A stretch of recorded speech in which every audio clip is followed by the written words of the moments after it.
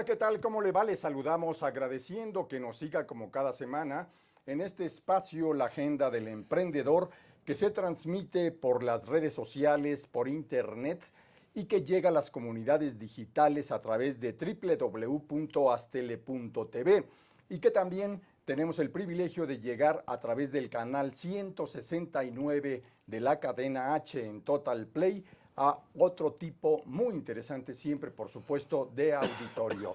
Les saluda Raúl Fraga, invitándolos a que hoy conozcan la voz muy autorizada, bien documentada, de dos expertos consultores en seguridad que hablarán con nosotros sobre un tema crítico que impacta en las páginas internacionales de la prensa y en las agencias y redes informativas del mundo, que es los extranjeros en México y cómo se han convertido, sobre todo en los últimos tiempos, en blanco de los levantones, los secuestros y en algunos casos las víctimas del delito. Agradecemos la presencia en nuestro programa del abogado Max Morales, ampliamente conocido por muchísimos medios de comunicación, que cuenta con una muy larga trayectoria y que es especialista en la negociación de escenarios de crisis para casos de secuestro. Max Morales, bienvenido y muchas gracias por estar aquí. Gracias por la invitación y un saludo a su auditorio. Muchas gracias y también es un privilegio para nosotros recibir al maestro Juan Pablo Arango, maestro en política criminal, consultor experto en asuntos vinculados a la seguridad en los ámbitos municipales, en los ámbitos federales y en las nuevas propuestas de lo que debe ser la política en asuntos de prevención del delito y seguridad pública. Bienvenido, maestro Arango. Gracias, Raúl. Buenas tardes al auditorio. Gracias. ¿Cómo entramos para medirle el tamaño a este problema tan fuerte que está impactando en los medios internacionales, Max Morales?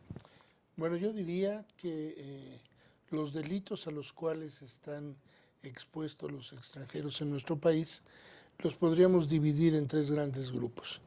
El primero, que afecta directamente a los grupos más vulnerables, a los más pobres, que es la parte del tráfico de indocumentados, la trata de blancas, y ese sería el primer grupo. Sí. El segundo grupo tiene que ver con los extranjeros que visitan nuestro país y que están expuestos a la delincuencia ordinaria, que en donde prevalece el asalto, el robo, el secuestro express, la extorsión, incluso la extorsión virtual en algunos estados.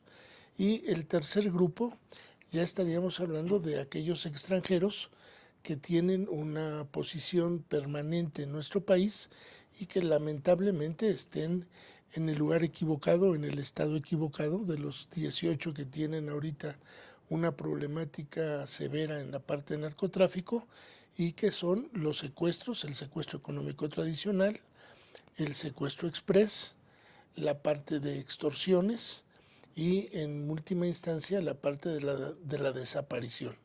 Estos tres grupos nos llevan a que, con el incremento tan fuerte que ha habido en la parte de la inseguridad, a que pues ya los principales países, Estados Unidos, Alemania, Francia, Italia, no se diga Japón, y algunos otros han hecho alertas a sus connacionales para que se incrementen ellos las medidas de autoprotección al visitarnos, y algunos incluso hasta han insinuado que si no tienen a qué venir a nuestro país, no se expongan por la grave crisis de inseguridad y violencia que estamos padeciendo. Muy bien, maestro Juan Pablo Arango, ¿cuál es tu percepción para medir el tamaño de este problema? Coincido plenamente con el abogado Max en el sentido de los tres grupos principales que hay para poder comprender este fenómeno acerca de cómo los extranjeros están siendo impactados. Y me gustaría añadir algo. Si algo se ha democratizado en México es la violencia, ¿no? Antes estaba supeditada a ciertos grupos sociales, a ciertas, dependiendo del tipo de delito, pues incluso en ciertas élites o en ciertos grupos de la población que eran pues marginados. Y lo que está sucediendo en la actualidad pues es que prácticamente quienes han decidido o han tomado el camino de dedicarse a la delincuencia, pues ya han perdido, digamos, esta necesidad de hacer una selección criminalizante o victimizante, ¿no? Como podría Claro. ser con respecto a las El víctimas. perfil de la víctima se abrió como abanico. Sí, se ha abierto el perfil de la víctima y bueno, en el caso de los extranjeros hay dos escenarios en particular, ¿no? Uno podría pensar que los principales espacios donde están siendo victimizados es en las zonas turísticas porque es donde hay una mayor acumulación de turistas, pero la realidad es que en el caso particular de los homicidios y de las desapariciones, estos se concentran en la zona norte del país, en lo que son los estados de Tamaulipas, en el estado de Sonora y en el estado de Chihuahua, que Chihuahua es el que tiene la mayor cantidad de extranjeros desaparecidos en una, si nosotros observamos una tendencia histórica, ¿no? Entonces, yo me atrevería a decir que de los grupos que ha mencionado muy bien el abogado Max, tenemos en particular a dos clases de víctimas, ¿no? Aquellos que vienen a hacer negocios a nuestro país, que atraviesan la frontera de los Estados Unidos hacia México, en los estados del norte de la República, y peor aún, porque son tratados prácticamente como mercancía, a lo que son los migrantes que atraviesan desde el sur de México hacia la frontera norte para poder obtener un mejor panorama, ¿no? De hecho, al grado tal que si bien hasta hace unos años se estimaba casi 500,000 de cruces de centroamericanos por el país para llegar a los Estados Unidos, en la actualidad esta cantidad se ha reducido a la mitad por dos motivos. Uno que es el endurecimiento de los controles fronterizos tanto en Estados Unidos como en la frontera sur, y el otro, que no debe ser nada despreciado, es el uso que los grupos criminales encontraron con los migrantes, ¿no? Que es básicamente convertirlos en una mercancía, ya sea para que puedan apoyarlos en sus actividades criminales o bien para poder utilizarlos en términos de secuestros por medio de la extorsión económica. Esto es, entrando entonces ya a buscar el perfil de los victimarios en contra de los extranjeros, ¿cuáles serían las características principales que el especialista que se dedica a indagar el secuestro desde hace muchos años, Max Morales, encuentra? Bueno, tendríamos que ver que en las principales ciudades están en presencia muy activa los grupos de criminales nacionales, no nada más conformados por extranjeros, sino que, sin temor a equivocarme, le puedo afirmar que en cada grupo actual de secuestradores hay un policía, por lo menos en activo, o ex policía que está participando en estos grupos. Y en las grandes ciudades se da principalmente el secuestro económico tradicional. Tenemos ejemplos de estos desde los años 90, donde fue secuestrado Mamoru Komo, un empresario japonés en Tijuana, de la firma Sanyo, que incluso generó a nivel mundial una especie de compromiso que dio Japón, que en cualquier parte del mundo donde estuviera secuestrado un japonés, los japoneses pagarían la parte del rescate. Y eso generó, y eso fue a raíz del secuestro, y eso generó unos años después el secuestro que se dio en Perú de los 500 invitados de la embajada, en la embajada o en la casa del embajador de Japón en los tiempos de Fujimori, donde ha sido el secuestro más prolongado y más monitoreado a nivel internacional. Y de ahí, bueno, tendríamos que hacer mención, por ejemplo, a otro triste caso de un especialista en negociación de secuestros de apellido Batista, Félix Batista, que desapareció en Coahuila hace un par de años, donde por desgracia lo confundieron tal vez como el nuevo Enrique Camarena de esa época y lo desaparecieron. Al parecer fue pozoleado, como se dice.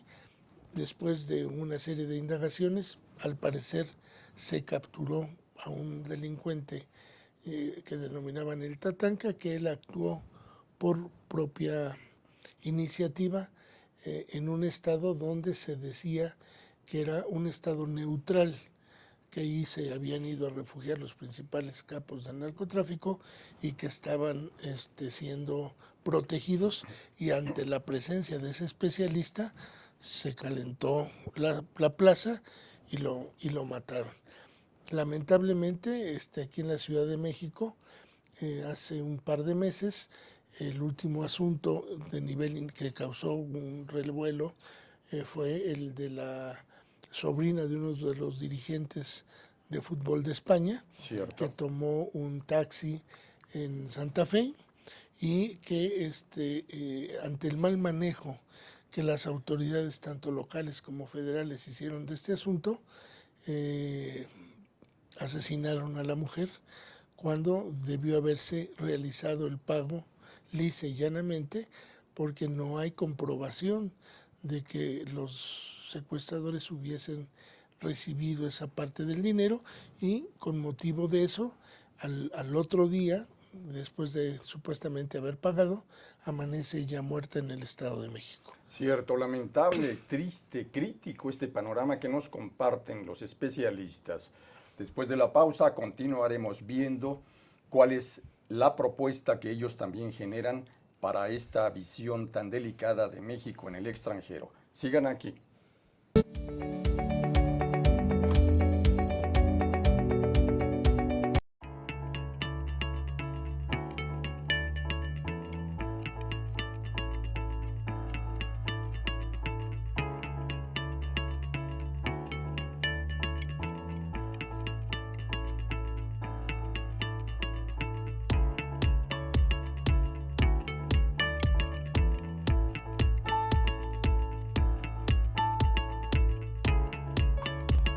Estamos seguros que construyendo a través de la gente podremos trabajar y sobre todo contribuir en los resultados de su negocio.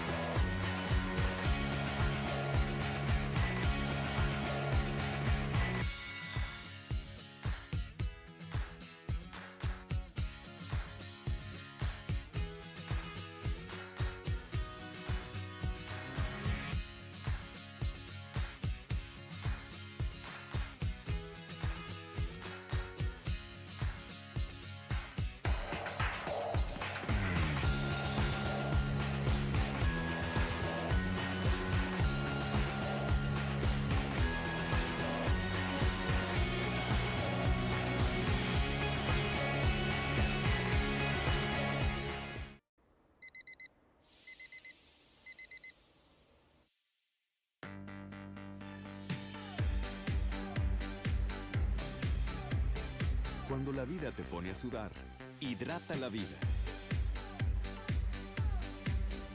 Electrolit, científicamente hidratante. Maestro Juan Pablo Arango, ¿cuál ha sido la respuesta de las autoridades mexicanas en el contexto federal, estatales, municipales, frente a este creciente problema que se ha reactivado? Pues yo creo que las autoridades mexicanas todavía no entienden, en términos de la implementación del sistema de justicia penal, que los problemas de delito no tienen que ver con una cuestión política o con una cuestión mediática, sino que tienen que ver con una cuestión de investigación. Muy bien. Entonces, lo que sucedió recientemente y que nos lleva a hablar de este tema con respecto a los ciudadanos italianos que fueron secuestrados en Jalisco, tenemos una respuesta igual del Estado para cualquier otro tipo de delito, es decir, una respuesta prácticamente nula, en donde empiezan a intervenir hasta el momento en el que se ven asediados por los medios de comunicación y en este caso por la prensa extranjera que empieza a tomar un papel preponderante en este asunto. Es decir, Cierto. podemos afirmar en este momento que las autoridades, aún a pesar de que ya tienen un conjunto de protocolos que deben de empezar a aplicar para investigar y para poder resolver este tipo de casos, no cuentan todavía ni con la cultura institucional para poder lograrlo, y en segundo lugar, con los incentivos laborales necesarios para poder hacerlo. ¿A qué me refiero con esto? Es más sencillo para quienes se encuentran en las posiciones de poder tratar de ocultar esto, como mencionábamos fuera del aire, girar la instrucción de que no se va a hablar de la violencia y con eso pretender que la situación se va a acabar. Sí. Y la realidad es que hace falta mucha capacidad institucional para que quienes se encuentran al interior de la procuración de justicia, de la investigación de los delitos, puedan desarrollar estas habilidades de poder investigar para detener, no investigar para poder manejar políticamente una situación, ¿no? Y lo que observamos en el caso de los italianos es precisamente eso, que fueron levantados, fueron desaparecidos y semanas después nos enteramos que fueron policías mexicanos que presuntamente por 43 euros o el equivalente a esa cantidad entregan a estas personas, ¿no? Y posteriormente nos encontramos con el argumento que trata de alguna manera de justificar moralmente el hecho, diciéndonos que estas personas se dedicaban a vender mercancía pirata y eso molestó a los criminales, ¿no? Eso, la verdad, a mí en lo personal me resulta un tema indignante porque es el tradicional ejercicio de la justicia nacional victimizando a la víctima bajo el argumento y la necesidad de encontrar una justificación que los lleve a reducir un poco o a distraer un poco de lo que es el principal problema que tienen, que es su ineficacia. Es cierto, la revictimización de quienes caen bajo las garras de estos grupos. Max Morales, tú has investigado de manera muy interesante, con todo el sustento documental, este fenómeno del secuestro y en diferentes medios de comunicación internacionales has acreditado cómo la década de 1990 fue la década del secuestro en la historia delictiva de México. Sin embargo, al paso de los años, hoy se habla también de los levantones. ¿Cuál es la diferencia entre ser secuestrado y ser víctima de un levantón? ¿Y qué nos está expresando en cuanto a la crudeza del fenómeno delictivo? Bueno, primeramente, al hablar de secuestro, yo lo referiría al secuestro económico tradicional, Sí. un delito organizado, un delito que tiene que ser cometido con cierta premeditación, donde el tiempo en principio es aliado de la víctima o de su familia para poder negociar y poder recuperar a la persona que mantienen cautiva a cambio de un rescate. Y el levantón es una figura que ha nacido y se le ha puesto este nombre por parte de la sociedad, pero en lo que yo llamo los narcoestados, es decir, en aquellos estados en donde prevalece o predomina el problema del narcotráfico. ¿Por qué? Sucede un poco como con la revolución, la leva, llegaron y lo levantaron. Bueno, en esos narcoestados el levantón se divide en dos partes. el narco levantón que llevan a cabo los sicarios del narcotráfico, en donde incluso las víctimas de ellos tienen que ver con esa actividad, o consumen, o venden, o se quedaron con mercancía, o son familiares y están peleando la plaza o tienen problema con otro cártel. Pero también a raíz de la mala organización policíaca para combatir esta guerra hacia el narcotráfico y ante la ridícula forma en cómo el gobierno anticipa sus acciones de combate a este tipo de delitos, pues le daban oportunidad a los grandes capos de abstraerse de la entidad en lo que ellos decían que iban a llegar a poner orden. Y entonces no se le pagaba a los policías corruptos, a los policías adictos. Y hay otro levantón, que es el levantón policíaco, en donde son estos policías que consumen o que brindan protección al narcotráfico, quienes comienzan a secuestrar, pero ya a los industriales, ya a los médicos, a los contadores, a los abogados, a los empresarios y a la gente, a los comerciantes. Y esa gran diferencia es en que en el levantón no se debe guardar secrecía, se debe salir a medios de inmediatamente. Bien. Porque ellos están acostumbrados a recibir dinero rápido. Y si no se soluciona de manera rápida un levantón, muy probablemente termine la víctima ejecutada. Entonces, mientras en uno el tiempo es vida, en el otro, si no se actúa de inmediato, a pesar de que se diga que no se dé aviso a la policía ni nada, es cuando los familiares necesitan, a través de un especialista, intervenir de inmediato y negociar, porque esa es la gran diferencia. En uno son privaciones ilegales de la libertad por horas o por días, pero días que no pasan de una semana. En el otro puedes tener 15 días hasta un mes de poder negociar, sobre todo por los importes que se manejan en las exigencias tan altas de los secuestradores. Entonces, en unos, la misma comunidad ya los conoce como levantones, ya no los conoce como secuestros. Y esos se negocian completamente distinto a lo que es el secuestro económico tradicional.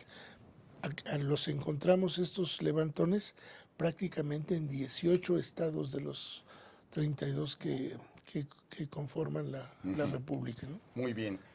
Maestro, te pregunto, Juan Pablo, ¿tiene una connotación especial el que las víctimas del reciente e impactante escándalo mediático sean italianos? Si nos atenemos a que Italia es una tierra vinculada con la gran capacidad criminal de las mafias, con hechos de altísimo impacto como el de haber asesinado al juez Giovanni Falcone y haberle declarado la guerra al propio Estado italiano. ¿Qué representa esto?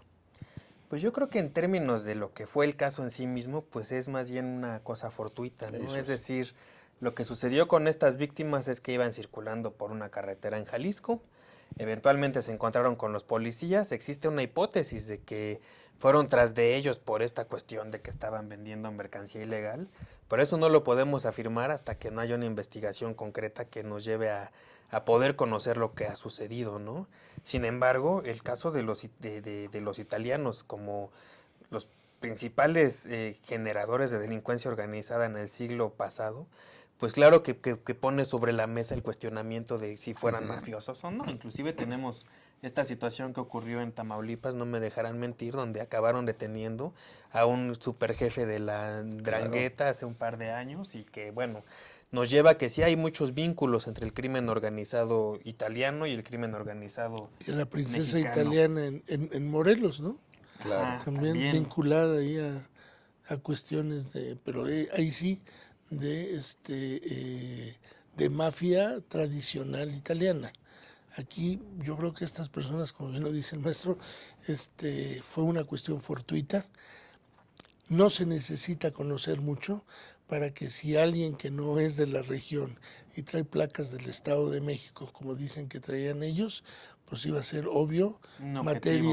materia de extorsión, y en ese momento, si por alguna situación traían algún tipo de mercancía, estuviera legal o no, iba a ser motivo de extorsión para acreditar su legal procedencia, porque estaban ahí, porque en Jalisco, ¿no?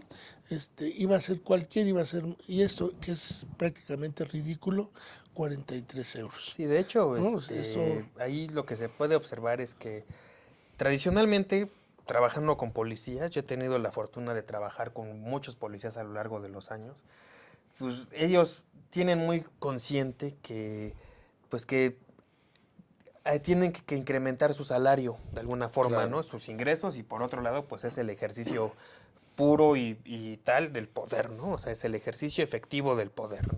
Entonces, la costumbre entre muchos policías municipales y estatales, incluyendo federales, es que si uno ve un vehículo con placas extranjeras o un vehículo en donde vaya un extranjero conduciendo, pues se convierte automáticamente en un objetivo disponible, en una oportunidad para poder obtener algún ingreso o algún beneficio económico inmediato. Excelente. Así tal cual, Ujú. ¿no? Muy Entonces bien. eso lo hacen en todo el país. Yo lo he observado, he sido testigo de ello.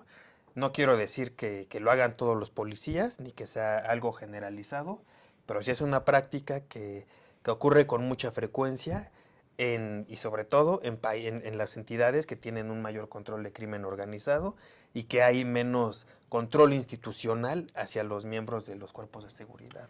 Muy bien, después de la pausa seguirán nuestros especialistas aportándonos elementos claves para entender este problema. Sigan aquí.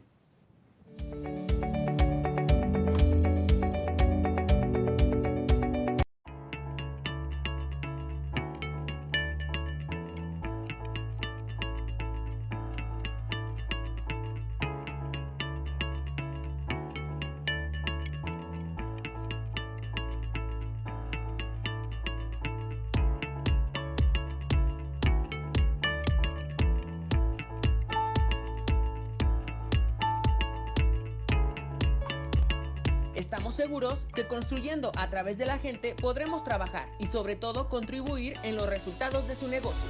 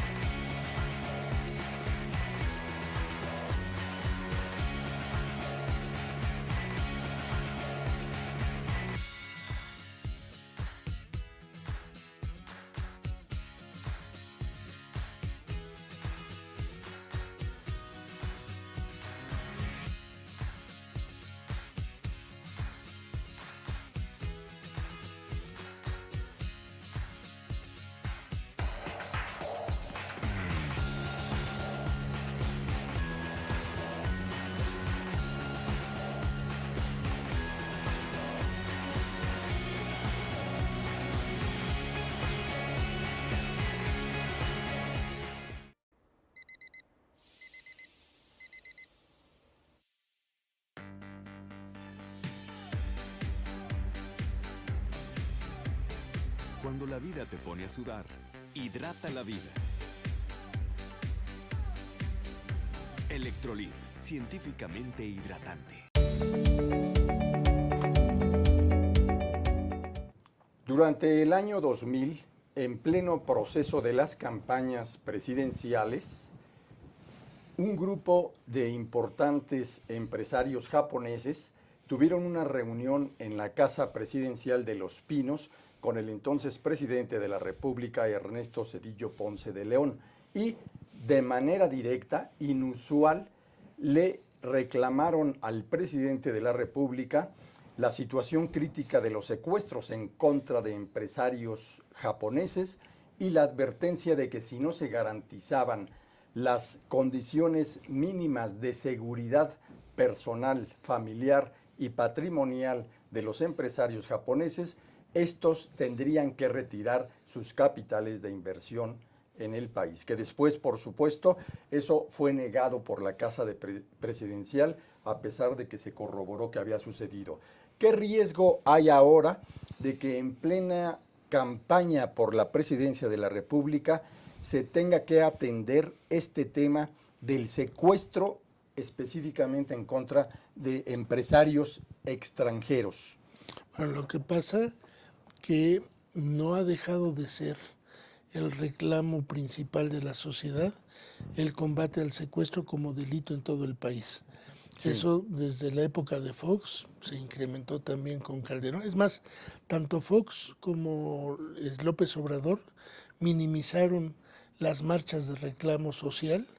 Uno dijo que era un desfile de modas y el otro era de niños popis. ¿No? Aquella histórica llamada megamarcha contra la violencia delictiva y el secuestro que se llevó a cabo el día 27 de junio del año 2004. Y hay que recordar que en la época de López Obrador se llamaba mucho a que buscaban que el DF era la ciudad de la esperanza, pero amaneció uno con la esperanza de no ser robado, asaltado o secuestrado, no porque fuera él una persona que pudo haber controlado en ese entonces la delincuencia. Si no pudo en esa ocasión, pues ahora cómo va a poder controlar a todo un país, ¿no? Pero él sigue con su idea mesiánica de que él va a poder con esa parte del combate a la delincuencia, y lo primero que él lanza es ni siquiera una contraofensiva, una amnistía a todo tipo de delitos, y eso es lo peor que puede existir en una sociedad, porque si lo vemos en las amnistías recientes en los países de Centroamérica, pues no han sido lo más benéficas posibles para el combate a este tipo de delitos.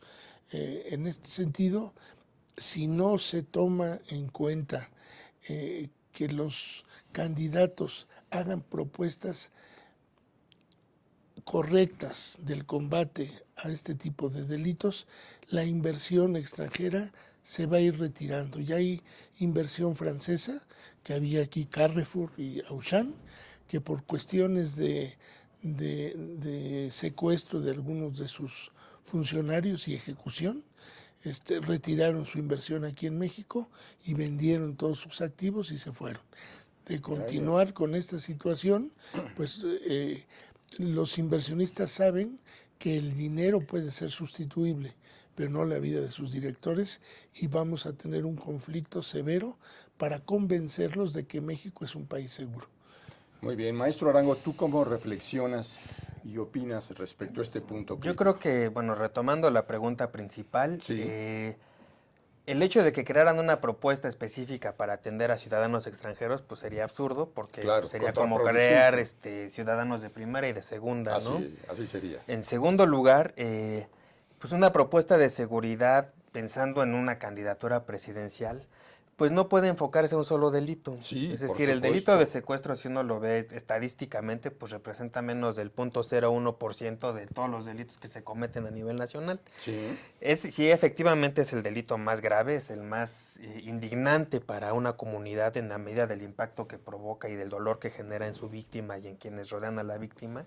Pero una política de seguridad no puede estar amparada en tratar de combatir solamente el 0.1% de los delitos, sino más bien tiene que enfocarse, en principio, a desarrollar institucionalización dentro de los policías, porque si hay policías que cometen delitos y si hay policías que se corrompen, es precisamente porque las mismas instituciones generan incentivos y apoyos para que esto suceda, y no solamente por falta de salarios policiales, sino también por una cuestión de mentalidad de cómo se construye la institución, ¿no?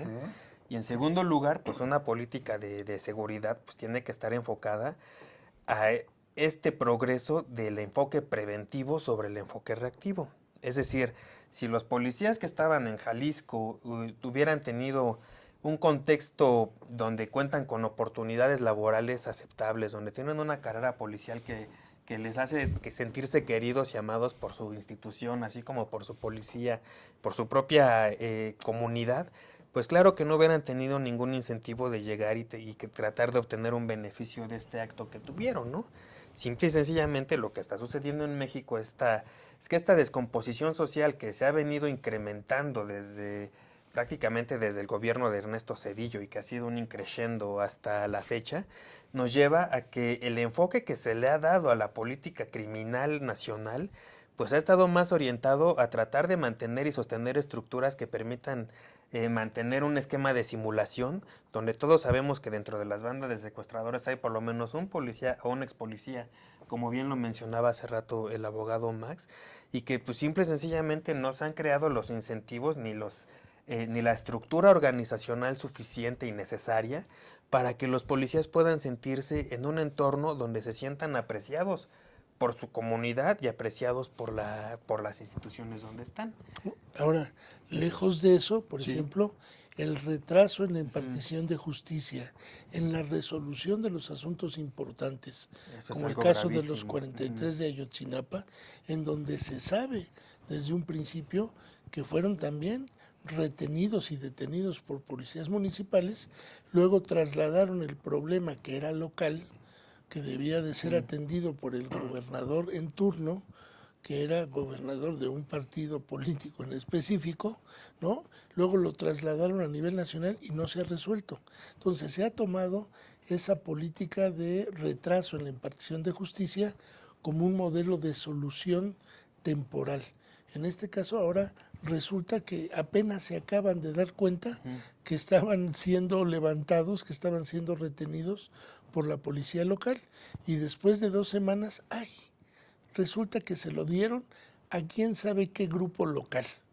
Eso es una vacilada, ¿no? Sí, que además allá hay otra cosa que me gustaría señalar que me parece muy importante, es decir, la forma en la que está estructurado el Estado mexicano permite que nadie asuma su responsabilidad, ¿no? Y sobre todo en términos de seguridad pública. ¿Qué significa esto?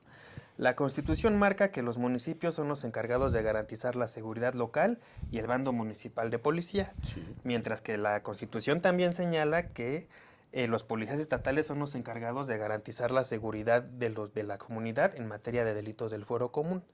¿Qué ha sucedido a lo largo de la historia? Pues bueno, desde que se crearon todos estos fondos como el Subsemun, el Fortaseg, el FAST, etcétera, que asignan recursos económicos para que las policías se desarrollen y creen esta institucionalización, pues básicamente ese dinero se ha utilizado para comprar más equipamiento, pero no para lo sustancial que es crear instituciones, ¿no? En ese sentido, ¿qué ha generado este sistema perversamente?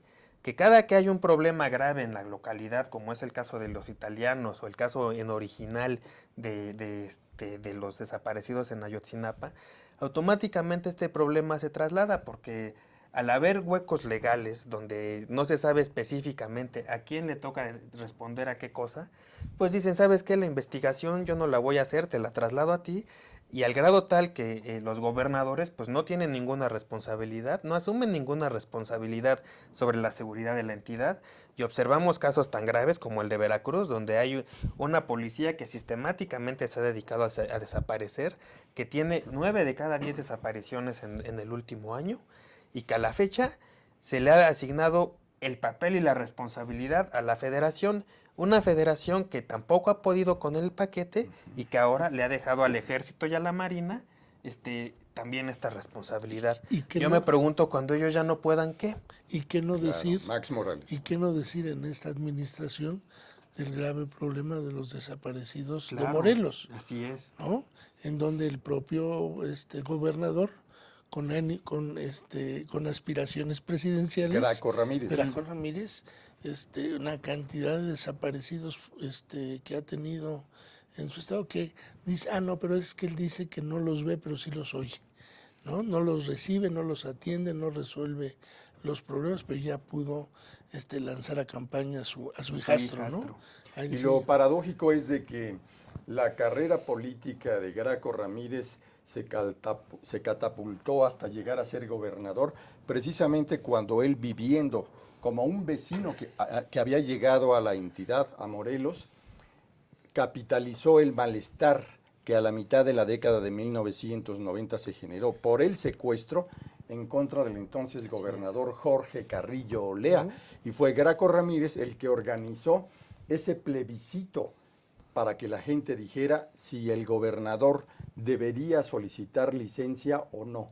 A final de cuentas, fue el inicio, con una bandera de reivindicación en contra del secuestro y en apoyo a las víctimas y a la población, como Graco llega a ascender en la carrera política hasta la silla estatal. Y miren ahora, después de la pausa vamos a saber cuáles son las propuestas en la agenda de atención especial urgente. Sigan aquí.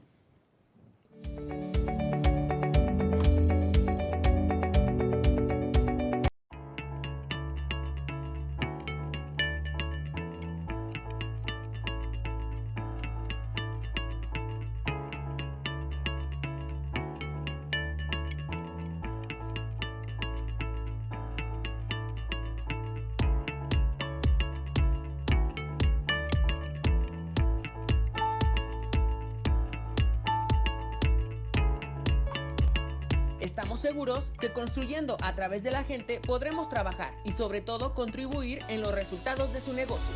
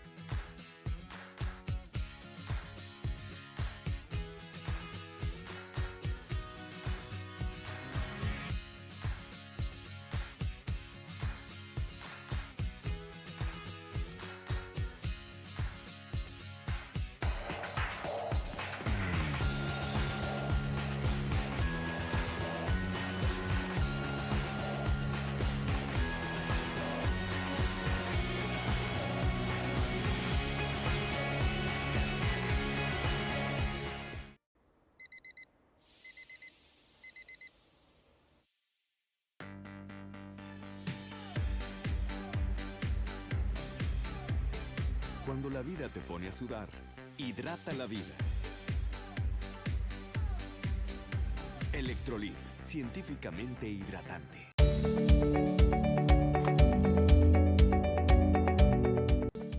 Frente a los graves impactos que provoca el secuestro, los levantones, la pregunta que muchos se hacen es, ¿hay algún caso de éxito en algún país donde se haya logrado generar nuevas políticas o instituciones para acotar la gravedad de esta situación delictiva?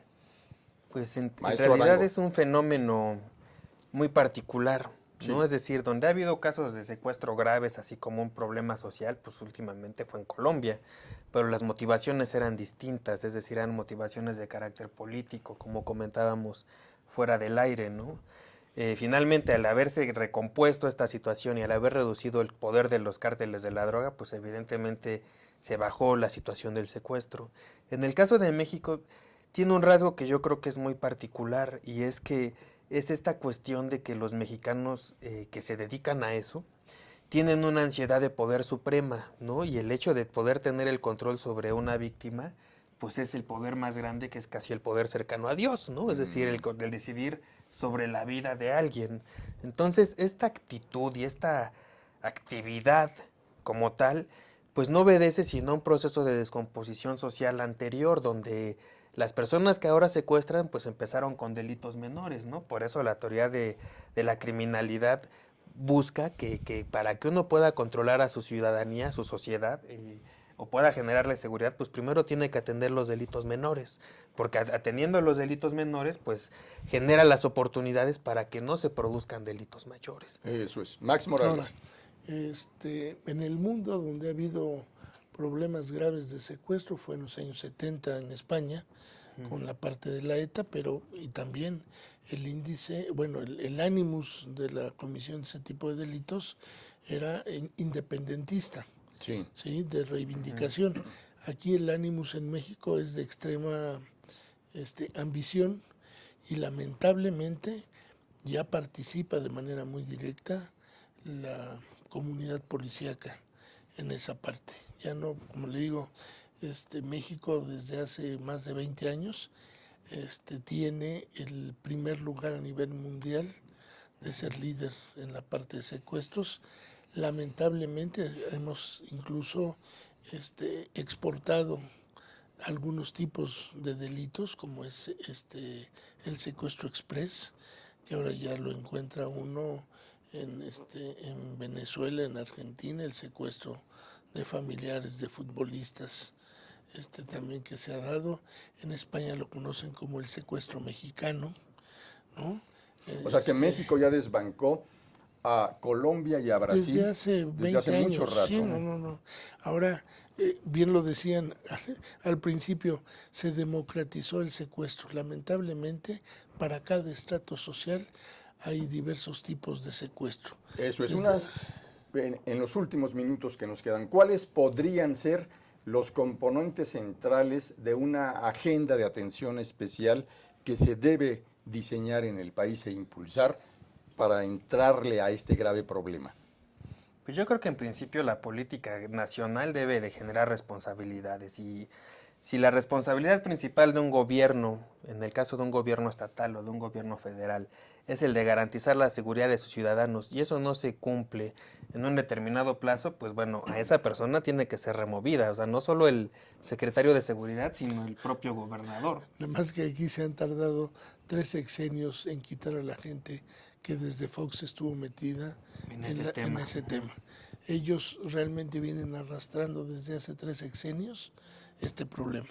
Lo han querido hacer como la hermandad policíaca del DF, donde nada más le daban la vuelta a la mesa, entonces, y han sido los mismos. Yo creo que sí se requiere un cambio estructural de los funcionarios, que no repitan los funcionarios que en los últimos 2 sexenios han tenido un cargo importante en la seguridad, porque no ha servido para nada. Y de ahí hacer e implementar, hacer responsable de cada estado al gobernador en turno, porque así se establece en la Constitución. Él es el que debe de ser el responsable directo de esa seguridad y en la parte de la coordinación de los implementos que se le deben de dar no deben estar condicionados a que si le compran al hermano del secretario en turno las patrullas, los uniformes, las chamarras, las camionetas, ¿no? Porque así es como se ha manejado últimamente. Por eso es que se piden y se piden millones de pesos, pero la seguridad no cambia, ¿no? ¿Y los señores legisladores qué deberían hacer? Pues yo creo que deberían salir de su ostracismo, ¿no? En principio, es decir, Y de su zona de su confort. zona de Y yo me confort. imagino que ya estamos también en la etapa de que sobran senadores y sobran diputados. Yo creo que ahí es donde realmente debería reducirse ¿cómo se llama? Porque ya son familias enteras las que detentan estas cuestiones de poder y no hacen nada. Y otra cosa Sí, muy adelante. importante es que no necesariamente es un tema de leyes. Claro. Es un tema de hacer que la ley se aplique, ¿no? En el caso de las policías estatales pues, y las municipales, evidentemente hay deficiencias en cuanto a su regulación interna, pero la regulación existente no se aplica. Entonces, finalmente la impunidad es lo que prima por todas partes, ¿no? Y no tiene tanto que ver que un diputado haga una ley más dura o pongan penas más graves, porque eso para un delincuente común es algo que observa muy lejano, en la medida de que está viendo que 1 de cada 100 delitos apenas si llega a ser analizado para llegar a prisión. No tiene que ver con las penas, tiene que ver con un asunto de cambio de cultura organizacional, de creación de un sistema de desarrollo policial que al policía le garantice un empleo, una constancia, etcétera, etcétera, en términos de su propia vida laboral, amparados en un régimen disciplinario lo suficientemente riguroso y lo suficientemente equilibrado para que al policía que no esté haciendo bien su trabajo se le reencauce o se le expulse de la fuerza. No bajo estos mecanismos de control de confianza, porque esos también están de risa, ¿no? Sí. Sino bajo mecanismos institucionales más dirigidos a modificar la conducta y las actitudes laborales y profesionales que debe tener este tipo de corporaciones. Antes el Muy bien. trabajo se exigía bajo resultados inmediatos. Así es. El que no podía controlar su sector era removido. O sea, así sin mayor Ahí está explicación. dicho todo. Pues también sin duda uno de los ángulos claves es de que los tomadores de decisiones en los niveles de gobierno federal, estatales, municipales, pero también los ámbitos legislativos, judiciales, deberían tomar en cuenta la opinión de los expertos que son ustedes para rediseñar la agenda de atención especial que vaya requiere el país en este gravísimo tema. Pues muchas gracias, maestro Gracias. Arango. Es verdaderamente un Gracias, gusto Raúl. grande Muchas tenerte por gracias. aquí. Gracias, Muchas bienvenido. gracias. Y gracias nuevamente, abogado Max Morales, compartiendo siempre tu gran sabiduría sobre estos temas críticos. Les agradezco la invitación y el poder de partir aquí con el maestro en temas Gracias. tan interesantes y todo que maneja a la perfección. No, no. Muy bien, muchas gracias. gracias y también agradecemos a nuestro muy profesional equipo de producción, joven, talentoso, creativo, que nos permite llegar hasta ustedes a través de astele.tv y también a través del canal 169 de la cadena H de Total Play. Raúl Fraga se despide de ustedes invitándolos a que nos sigan siempre en este espacio de periodismo digital, la agenda del emprendedor. Hasta pronto.